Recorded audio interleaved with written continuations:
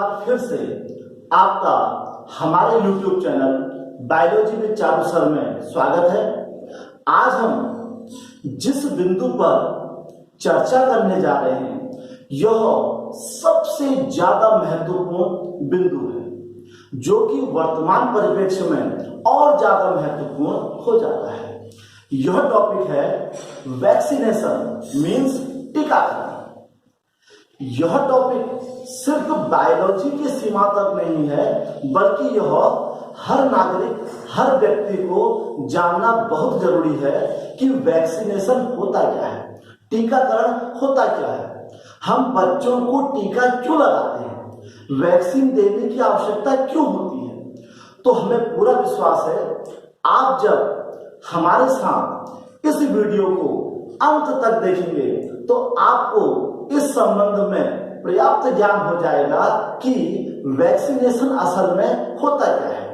तो सबसे पहले हमको वैक्सीनेशन को समझने के लिए इम्यूनाइजेशन को समझना बहुत जरूरी है। जैसा कि आपको पता होना चाहिए कि हर व्यक्ति का एक इम्यूनो सिस्टम होता है। इम्यूनो सिस्टम से मतलब होता है प्रतिरक्षा तंत्र। प्रतिरक्षा तंत्र का मतलब हमारे शरीर में रोगों से लड़ने के लिए कितनी क्षमता है, इसे हम इम्यूनिटी पावर या प्रतिरक्षा तंत्र कहते हैं। तो वैक्सीनेशन यानी कि टीकाकरण को समझने के लिए सबसे पहले हमको इम्यूनिटी या इम्यूनाइजेशन को समझना बहुत जरूरी है।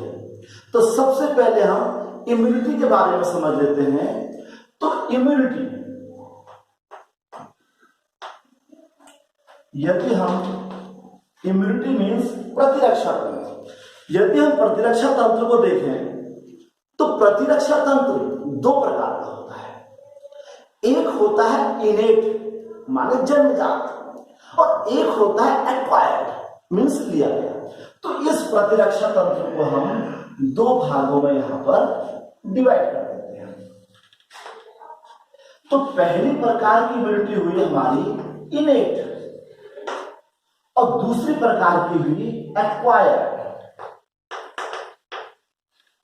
इसको एडेप्टिव भी कहते हैं, इसको हम एडेप्टिव भी कहते हैं। इसको हम इनेट से हम समझते हैं सहज या जन्मजात ऐसा प्रतिरक्षा तंत्र जो कि हमारे उसमें बाय बर्थ पाया जाता है, और एक्वायर्ड से हमारा तात्पर्य है उपार्जित। उपार्जित मीन्स बाहर से लिया गया। अब इसको बड़े ध्यान से देखने की बात है। तो इम्यूनिटी जो इनेट होती है, सहज होती है। सहज से मतलब है बाय बर्थ। जब कोई बच्चा पैदा होता है तो वो अपनी इम्यूनो पावर को लेकर पैदा होता है, और इम्यूनो पावर जो होती है उसके रहन सहन के ढंग पर भी काफी कुछ निर्भर करती है। हमारा शरीर बीमार कब पड़ता है, कब हम बीमार पड़ते हैं? हम बीमार तब पड़ते हैं जब बाहर से कोई हम पर आक्रमण करता है। यहां पर आक्रमण करने से तात्पर्य है माइक्रोब्स, सूक्ष्म जीव जैसे वायरस, बैक्टीरिया, प्रोटोजोन्स।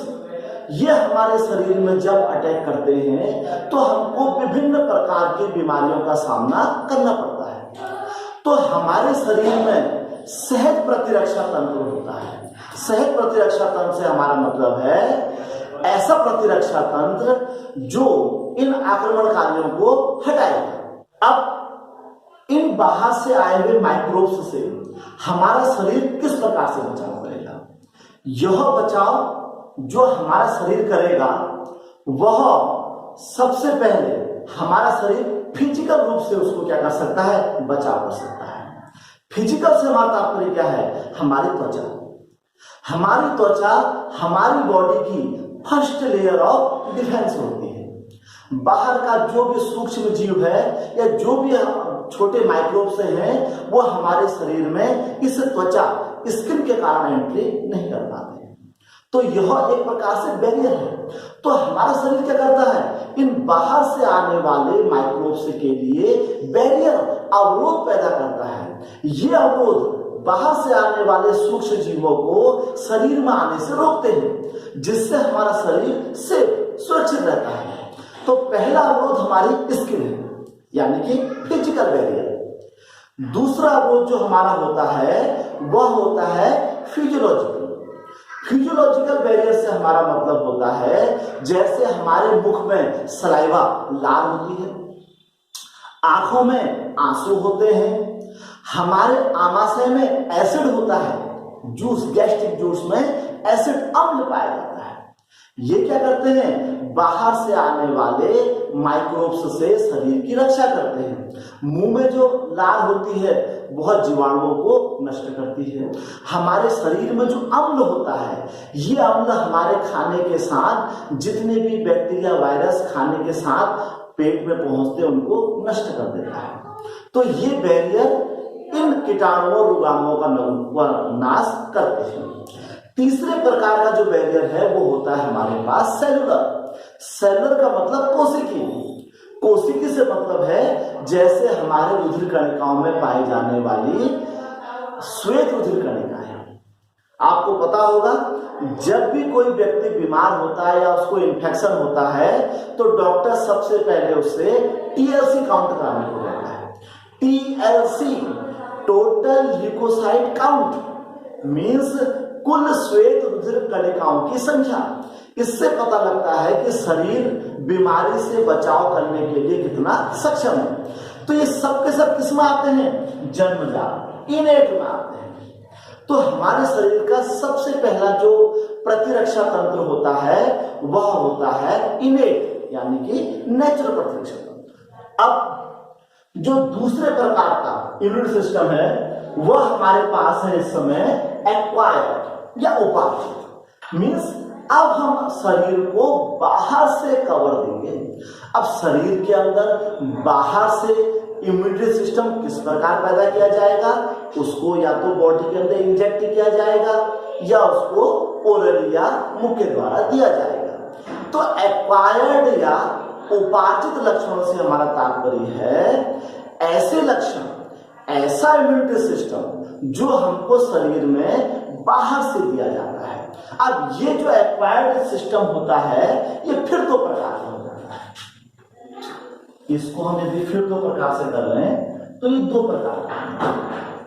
तो पहले हमारी इम्यूनिटी होती है एक्टिव और दूसरी हमारे पास होती है पैसिव। एक्टिव से हमारा मतलब है सक्रिय और पैसिव से हमारा मतलब है निष्क्रिय। तो जो एक्वायर्ड मीन्स बाहर से जो ली गई इम्यूनिटी सिस्टम है वो दो प्रकार का है, एक्टिव और पैसिव। एक्टिव माने सक्रिय और पैसिव माने निष्क्रिय। इसको और ज्यादा समझने के लिए हम इस टॉपिक के अंदर और चलते हैं। तो जो सक्रिय मीन्स एक्टिव होती है इम्यूनिटी वो फिर दो प्रकार की बन जाती है। इसमें से एक हो जाती है नेचुरल और दूसरी हो जाती है वैक्सीन, जिसकी आज हम बात करने जा रहे हैं। और इसी प्रकार से जो पैसिव होता है, पैसिव के भी दो भाग हो जाते हैं।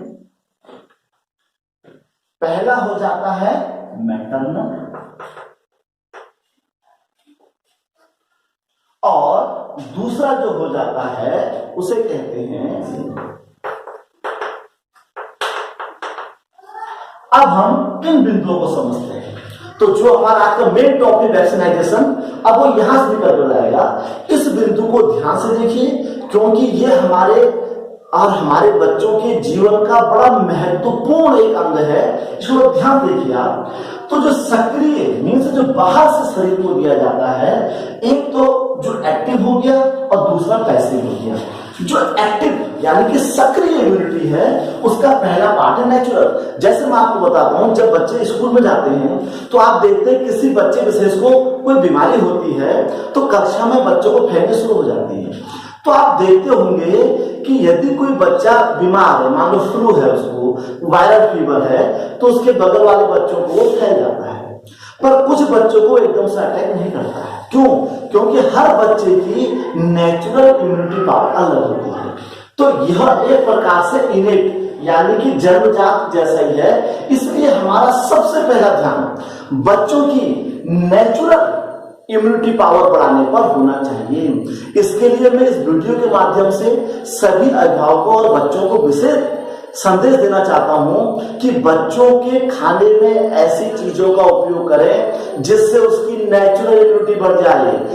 पिज्जा, बर्गर, जंक फूड, इस चीज को कम से कम ना के बराबर यूज किया जाए और बच्चों को हमेशा ताजा पका हुआ शुद्ध भोजन ही दिया जाए जिससे उनके अंदर नेचुरल इम्यूनिटी बढ़ती जाए। तो जिस बच्चे की नेचुरल इम्यूनिटी या जिस व्यक्ति की नेचुरल इम्यूनिटी अच्छी होती है वह आराम से बीमारियों को रिकवर कर लेता है। मींस यदि कहीं पर 4 व्यक्ति खड़े हैं और एक व्यक्ति को जुकाम है या फ्लू है और वो छींकता है तो उसके छींकने से जो फ्लू के माइक्रोब्स हैं वो एटमॉस्फेयर में आ जाते हैं और चारों पर इन्फेक्ट करते हैं। तो चारों पर इन्फेक्शन का तरीका अलग अलग होगा। अलग अलग से मतलब है उन चारों को वह फ्लू का माइक्रोब्स अलग अलग रूप से प्रभावित करेगा। किसके आधार पर? उनकी इम्यूनिटी पावर के आधार पर।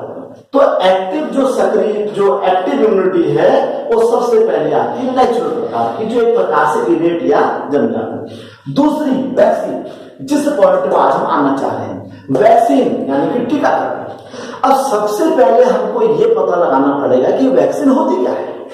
तो देखिए, वैक्सीन का मतलब होता है हम बच्चे को जिस चीज का वैक्सीन लगा रहे हैं या जिस चीज का उसको टीका लगा रहे हैं, जिस बीमारी की वैक्सीन या टीका उसको लगाया जा रहा है उस बीमारी के जो एंटीजन होते हैं, मीन्स उस बीमारी के जो कैरियर होते हैं, जो उस बीमारी को उत्पन्न करने वाले वायरस या बैक्टीरिया होते हैं, उनको वीकेंड फॉर्म में, मीन्स ऑलमोस्ट डेड फॉर्म में बच्चों के शरीर में इंजेक्ट कर दिया जाता है। तो टीकाकरण या वैक्सीन से तात्पर्य यह है कि बच्चों के अंदर उस बीमारी को बहुत माइन्यूट मीन्स वीकेंड फॉर्म में एंट्री करा दो। अब मान लो हम किसी बच्चे को हिप्स का या बीसीजी का टीका लगाते हैं या उसको हम रोटा वायरस की वैक्सीन पिलाते हैं। तो रोटा वायरस जिस माइक्रोब्स से होने वाला है या होता है उसकी वीकेंड फॉर्म बहुत कम मात्रा को हम बच्चे को पिला देते हैं। तो जब बच्चे के शरीर में वह वायरस बहुत माइन्यूट फॉर्म में जाता है तो बच्चे के शरीर के अंदर जो WBC होती है, WBC मीन्स श्वेत रुधिर कणिका है। तो जो बच्चे के अंदर WBC होती है, WBC व्हाइट ब्लड सेल्स कहते हैं, जिनकी अभी चर्चा हमने ल्यूकोसाइट्स के रूप में की थी। इनके अंदर एक बहुत इंपॉर्टेंट जो मनुष्य की ब्लड में श्वेत रुधिर कणिकाएं यानी कि ल्यूकोसाइट्स होती हैं वो 5 प्रकार की होती हैं। टोटल देखा जाए तो यदि हम उनको कणिका में कणिका रहित दोनों देख लें तो 5 प्रकार की होती हैं। उनमें जो सबसे इंपॉर्टेंट होती है लिम्फोसाइट्स। लिम्फोसाइट्स का मतलब होता है जो शरीर में प्रतिरक्षा तंत्र पैदा करती है। ये 2 प्रकार की होती है, बी एंड टी। असल में बी एंड टी से मतलब यह है कि वह लिम्फोसाइट जो बोन मैरो में उत्पन्न होती है। हमें पता होना चाहिए कि लिम्फोसाइट्स जो होता है वह शरीर के अस्थि मज्जा बोन मैरो में उत्पन्न होता है। यदि लिम्फोसाइट बोन मैरो में उत्पन्न हुआ और वही डेवलप हुआ तो उसे बी लिम्फोसाइट कहते हैं। और यदि लिम्फोसाइट बोन मैरो में डेवलप हुआ और थाइमस ग्लैंड, मनुष्य के शरीर में ग्लैंड होती है, थाइमस ग्रंथि होती है, यदि वहां वो मैच्योर होने के लिए चली गई तो उस समय उसको टी लिम्फोसाइट कहते हैं। होते दोनों के दो लिम्फोसाइट है। अब क्या होता है, हमने किसी बच्चे को मान लो रोटा वायरस की वैक्सीन पिलाई तो रोटा वायरस को वीकेंड डेडली फॉर्म में, वीकेंड बहुत कमजोर अवस्था में हमने बच्चे की बॉडी में एंट्री करा दी। अब जैसे बच्चे के शरीर में वो वायरस एंट्री करता है तो वीकेंड फॉर्म में होता है, तो वो अपने असर को दिखाना शुरू करता है।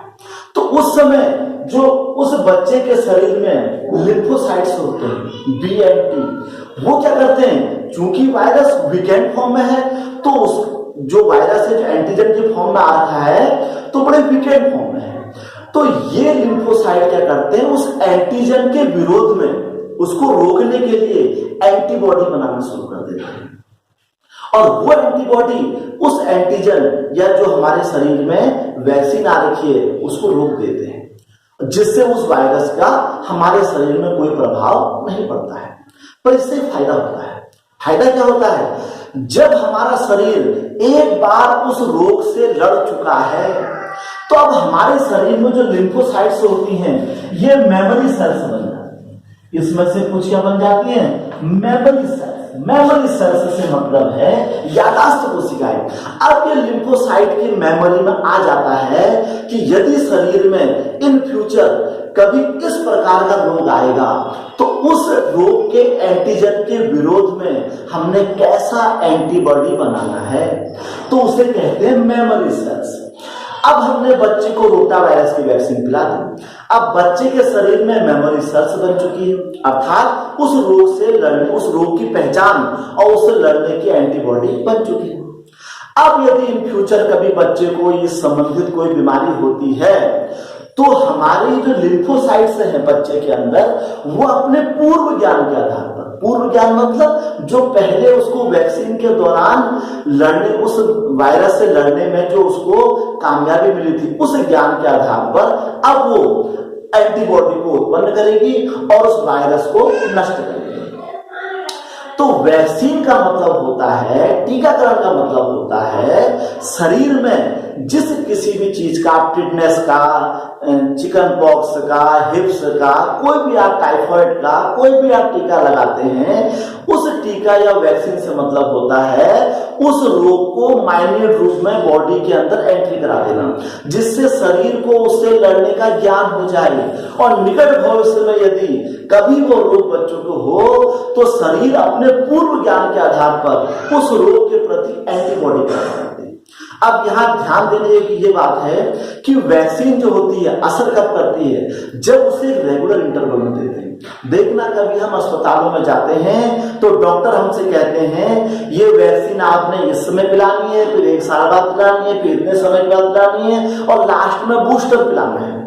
असल में ये एक प्रकार का पैरियोडिक डिफरेंस रखा जाता है क्रमिक रूप से। तो क्रमिक रूप से देने से क्या होता है, शरीर के अंदर मेमोरी सेल्स अच्छे प्रकार से डेवलप हो जाती है, जिससे यदि भविष्य में उस संबंधित बीमारी उस बच्चे को होती है तो ये नहीं कि उसे बीमारी होगी, नहीं बीमारी होगी, पर उसका शरीर उस बीमारी से बहुत अच्छे प्रकार से डिफेंड कर लेगा, बजाय उस बच्चे को जिसका उसको वैक्सीन नहीं मिला है। तो वैक्सीनेशन एक्टिव के अंदर, वैक्सीनेशन का मतलब होता है शरीर के अंदर मेमोरी सेल्स यानी कि याददाश्त कोशिकाओं की संख्या बढ़ाना। तो जो बी लिम्फोसाइट और टी लिम्फोसाइट होते हैं ये क्या करते हैं, शरीर को इम्यूनाइजेशन, रीइम्यूनाइजेशन मतलब बार बार, क्योंकि लंबे समय तक शरीर में रहते हैं, जब भी कोई ऐसा एंटीजन जो कि ये पहले इस पे आ चुका है वह दोबारा अटैक करेगा तो ये अपने पूर्व ज्ञान के आधार पर उसको नष्ट कर देते हैं। और यहाँ ध्यान देने योग्य विशेष बात यह है, हर एंटीजन का एंटीबॉडी अलग अलग होता है।